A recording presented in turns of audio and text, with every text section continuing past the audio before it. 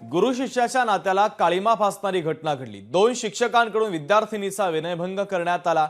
बीडच्या उमाकिरण शैक्षणिक संकुलातील ही धक्कादायक घटना आहे। पवार आणि प्रशांत खाटोकर या शिक्षकांनी विनयभंग करत विद्यार्थिनीला ब्लॅकमेल देखील केला। मुलीने दिलेल्या तक्रारीवरून काल रात्री उशिरा शिवाजीनगर पोलीस ठाण्यामध्ये आता पोक्सोच्या अंतर्गत गुन्हा दाखल करण्यात आलेला आहे।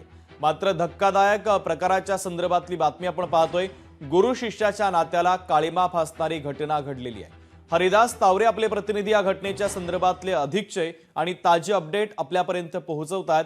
हरिदास, नेमकं काय घडलंय? नक्कीच शुभम, या ठिकाणी सांगता येईल की उमाकिरण संकुल हे बीड जिल्ह्यामध्येच नव्हे तर राज्यामध्ये आणि देशामध्ये नावाजलेलं संकुल म्हणून ओळखलं जातं।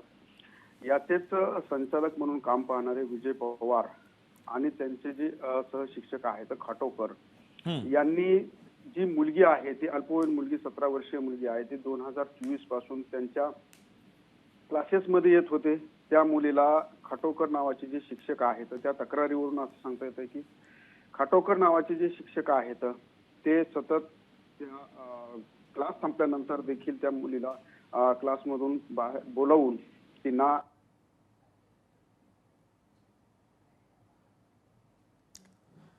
आहे तो तर काही तांत्रिक अडचणींमुळे आपले प्रतिनिधी हरिदास यांच्याशी आपला संपर्क तुटलेला आहे। आपण पुन्हा एकदा संपर्क करूयाच। मात्र महत्त्वाची आणि धक्कादायक अशी बातमी आपण पाहतोय। गुरु शिष्याच्या नात्याला काळीमा फासणारी घटना घडली। 2 शिक्षकांकडून विद्यार्थिनीचा विनयभंग करण्यात आला। बीडच्या उमाकिरण शैक्षणिक संकुलातील ही घटना आहे। पवार आणि प्रशांत खाटोकर या शिक्षकांनी विनयभंग करत विद्यार्थिनीला ब्लॅकमेल देखील केलं। मुलीने दिलेल्या तक्रारीवरून काल रात्री उशिरा शिवाजीनगर पोलीस ठाण्यामध्ये आता पोक्सोच्या अंतर्गत गुन्हा दाखल करण्यात आलेला आहे।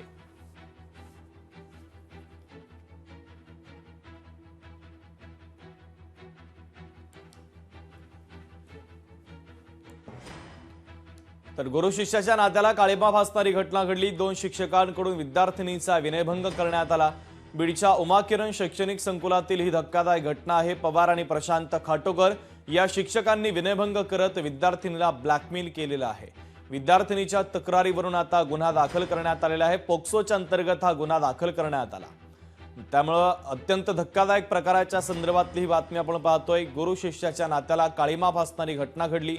2 शिक्षकांनी विद्यार्थिनीचा विनयभंग केलेला आहे। सामाजिक कार्यकर्त्या अंजली दमानी आपल्याशी जोडल्या जात आहेत। त्यांची प्रतिक्रिया या धक्कादायक घटनेच्या संदर्भातली आपण घेऊया। अंजलीताई, स्वागत आहे। अत्यंत धक्कादायक असा हा प्रकार बीडमध्ये पुन्हा एकदा घडतोय। गुरु शिष्याच्या नात्याला खरं तर काळीमा फासणारी घटना आहे। 2 शिक्षकांनी मिळून विद्यार्थिनीचा विनयभंग केलेला आहे। प्रकरण अत्यंत धक्कादायक आहे। तुम्ही कशा पद्धतीने आता आवाज उठवणार आहात आणि कशा पद्धतीने कारवाई अपेक्षित आहे?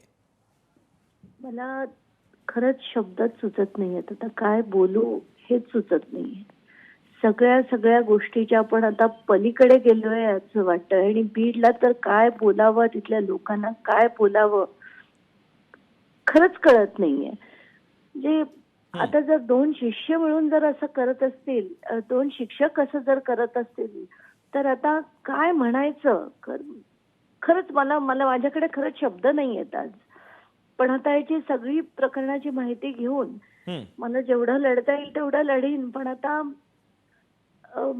काय म्हणजे कसा न्याय मिळवून द्यायचा आणि कसं हे सगळं थांबवायचं एकदाच तेच कळत नाही। शब्दच नाहीयेत, खरंच नाहीयेत। ठीक आहे अंजलीताई, तुमची महत्त्वाची प्रतिक्रिया पोहोचलेली आहे। या बातमीच्या संदर्भात तुम्ही लोकशाही मराठीला प्रतिक्रिया दिली, संवाद साधला, त्याबद्दल धन्यवाद।